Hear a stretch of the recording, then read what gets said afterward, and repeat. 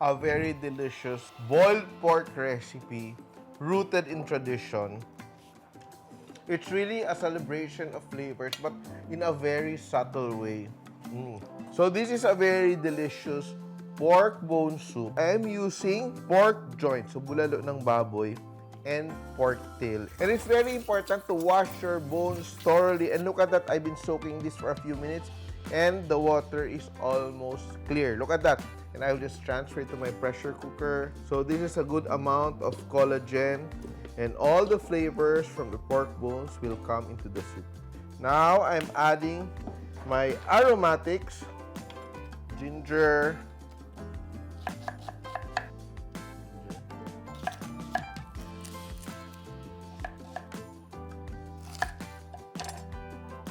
whole peppercorns, and our special ingredient today, Sibot. Sibot is a pack of mixed Chinese herbs. So it's root, bark, dried fruit, and you can get this in some groceries and even in the palengke, in the market. So just add it there, season with a little salt, and add our water.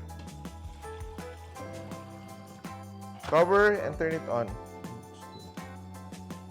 So let's cook that for around 30 to 35 minutes. So now our pork is cooking. So it's now time for us to prepare other vegetables. So I have a mix of radish, gabi or taro, plantains or saba, squash. And we'll also have our greens later on, like our cabbage and our pechay. So if you love to cook and you like this recipe, don't forget to subscribe to my YouTube channel, Chef Tatung. And let's prepare all these. So we add our vegetables after our pork bones have become tender. So we don't overcook our vegetables and they don't turn out mushy. And the key to good cooking is also good timing. Radish.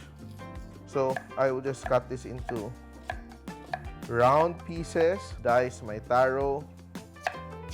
So this will give it a very nice, thick and rich consistency along with the collagen. Just cut it into chunks as well. The squash will also add to the sweetness of the broth. Yan, just add our bananas here. Be sure to wash your vegetables. Releasing pressure, releasing steam, and I can smell the sibot. It smells so good here. And now we will add our other vegetables. And lastly, we will add our greens. So ito. And oh my God, let's check kung malambot na ba itong ating pork. And it seems tender enough. Bango. Grabe. Look at that. Very rich. But it's going to be richer because of all these vegetables, radish and our taro, gabi. And let's just add a bit of Magic Sarap for some linamnam.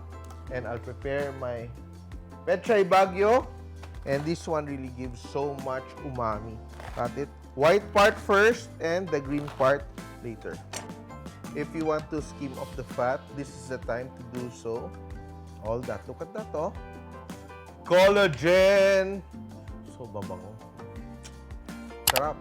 Let me taste. Ito pa. Not yet done. Pero, so when you cook food, you don't season at the end. You season every step of the way so that the flavors disperse and balance your meal by osmosis. Oh, di ba? So let that cook for a few minutes. Once our taro is already half cooked, we will add our other vegetables.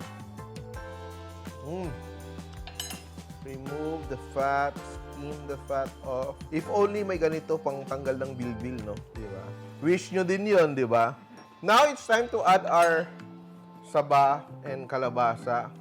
Pray that it does not overflow, little by little, by batch.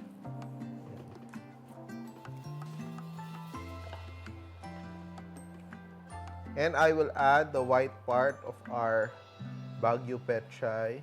All the flavors coming together. Yan. Don't worry, that will wilt down naman eh, di ba? Bango, no? Season with patis just to finish. Patis. Not too much because may sausawan pa kong patis on the side later. And I will throw in my greens. You can add bok choy or cabbage or whatever. Pero I just keep it there, press it down. Kasi luto na siya, just to like blanch it a bit. And we will be ready to serve. I want to taste now because I'm hungry. I will have a bit of the broth just to check if it's perfectly seasoned and flavored. Ang sarap! Very subtle yung flavor ng sibot, but the kick of the ginger is very nice. If you want it to be a bit spicier, just add our sili. And I will just add this here. Just that. And we are done! Whew, ang lambot. Fall off the bone. I want the litid. Whew! Everything's falling off the bone. This is our recipe for today. So easy to do. Just takes a little bit of patience to make sure that our pork bones have become tender and all the collagen has melted away into the soup. Our very delicious recipe that reminds me of my childhood. Sobrang bango.